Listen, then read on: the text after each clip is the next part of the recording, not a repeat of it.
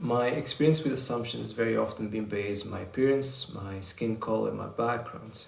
People have assumed where I was from. People have accused me of stealing, and I've seen their behavior around me change as well, like holding their handbags more closely, checking me up and down, and even my passport at security being checked more closely and for longer than, for example, Rachel's, who's traveling with me at the time, and hers doesn't need more than 3 seconds to be verified. And it's not just these sort of behaviors, it's also remarks or questions like, how come your English is so good? How can you afford to live in certain areas? And these are all questions, remarks, and behaviors that make you feel less than, or make you feel unworthy of something, where the expectation is the only thing that is accepted.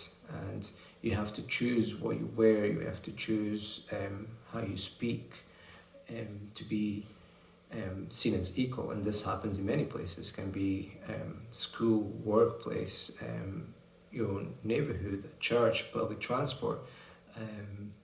And yeah, it makes you feel that you have to work hard, for example, at school or workplace, to be seen as equal. And anything other than that is an act of defiance and not just you being yourself.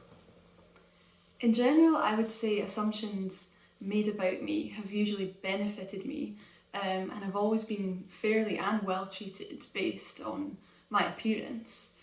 In the 10 years that we've been together, I've seen Pacenza had assumptions made about him regularly. Um, and he isn't always treated fairly, and he isn't, and quite often he's not treated the same as myself. These assumptions could be anything from what type of music he likes, to if he's got a valid train ticket for his travel, or if he can afford something, or even can afford to be in a shop. And they're all made by strangers who have just met him or are having their first conversation with him. Being in a mixed race relationship, it makes these differences in treatments based on assumptions a lot more noticeable. And because of that, it makes it really frustrating because you can see the differences in treatment right in front of you. Hey everyone, my name's Nathan. So, John asked me, what experience have you had with people making assumptions about who you are?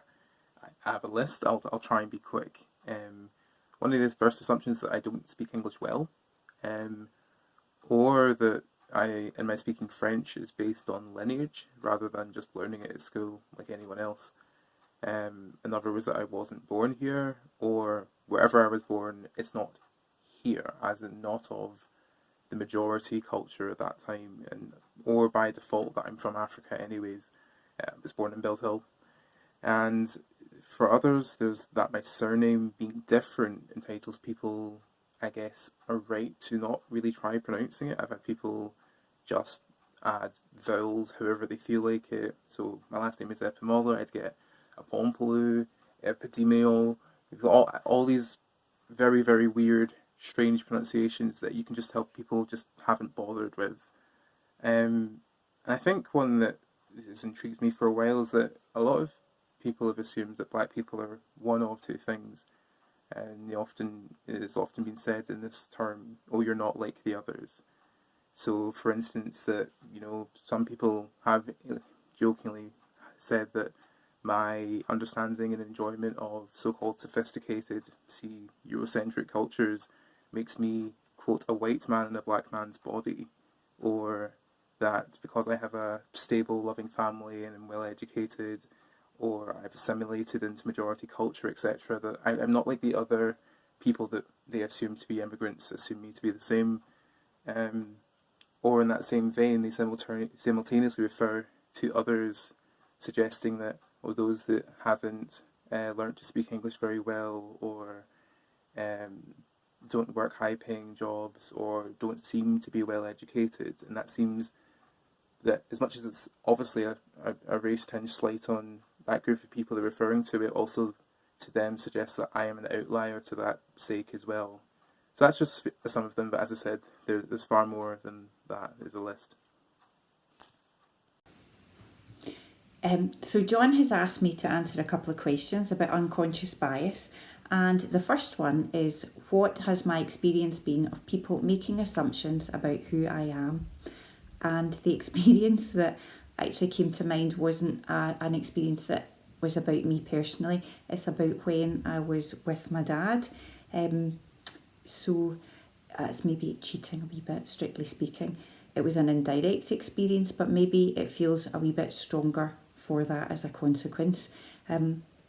So my dad was a working class man, very working class background, left school young and spent his life in working in the steel industry in Lanarkshire. So worked in heavy industry all his life and had very working class attitudes and values, and the consequential ill health, poorer health that goes along with that background.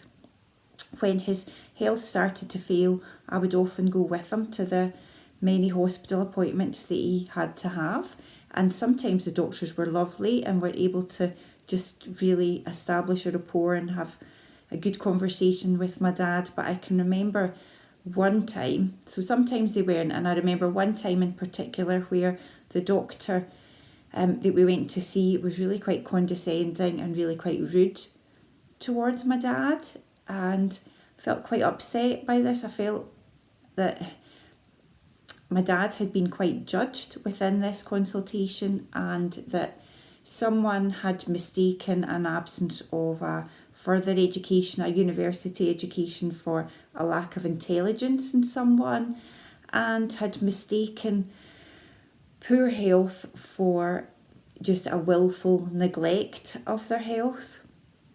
So I actually do remember feeling a lot more upset than my dad seemed to be by it, and it didn't fit well with me.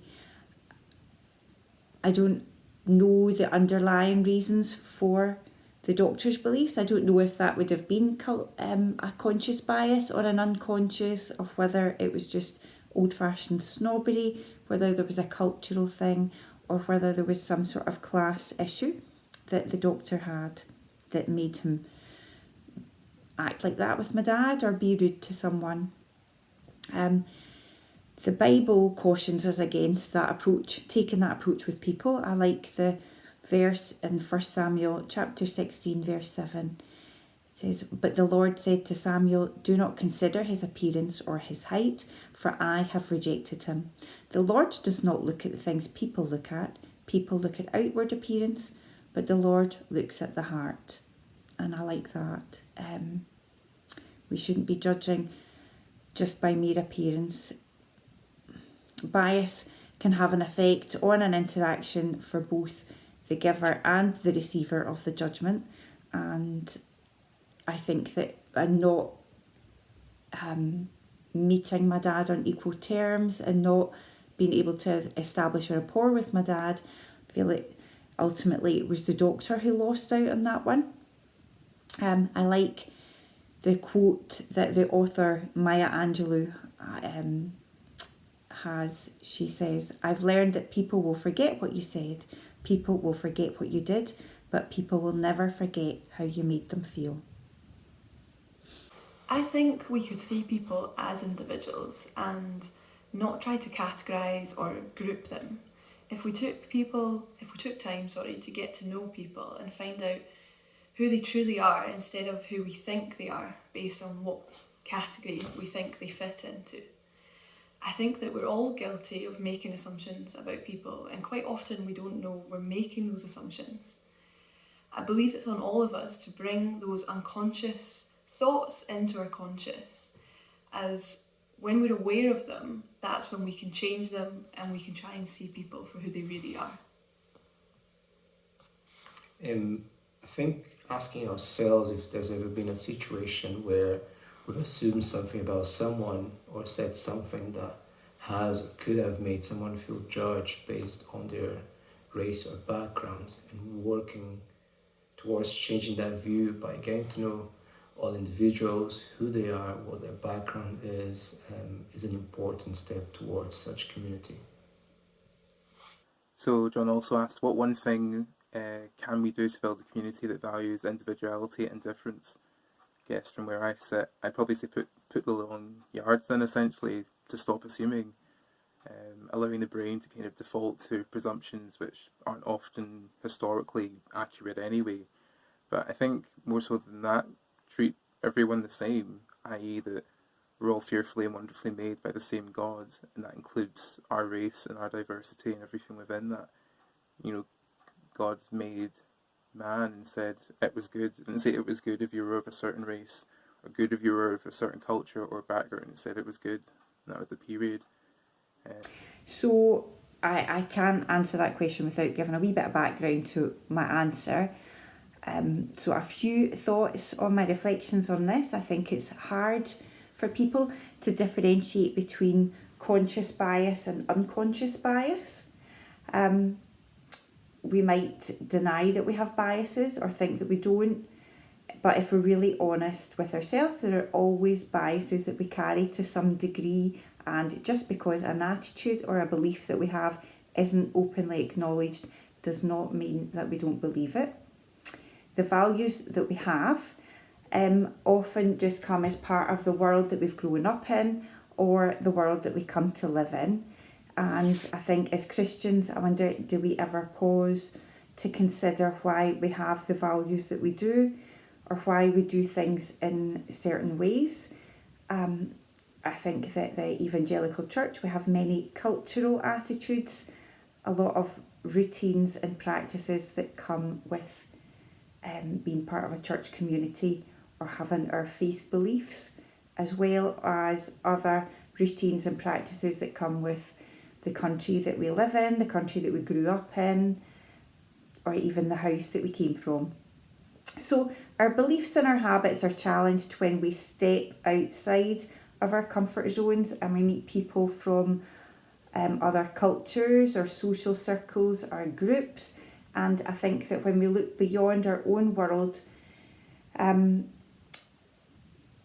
looking beyond what we do is the only way that we can gain a wee bit of insight and a wee bit of understanding into how other people live and what other people believe and things that they do. And that can be anything from the food that they eat, the music that they listen to, family routines, beliefs, all sorts of things. So if I had to say one thing that we could do to build a community that values individuality and difference, my thing would be to step outside our comfort zone.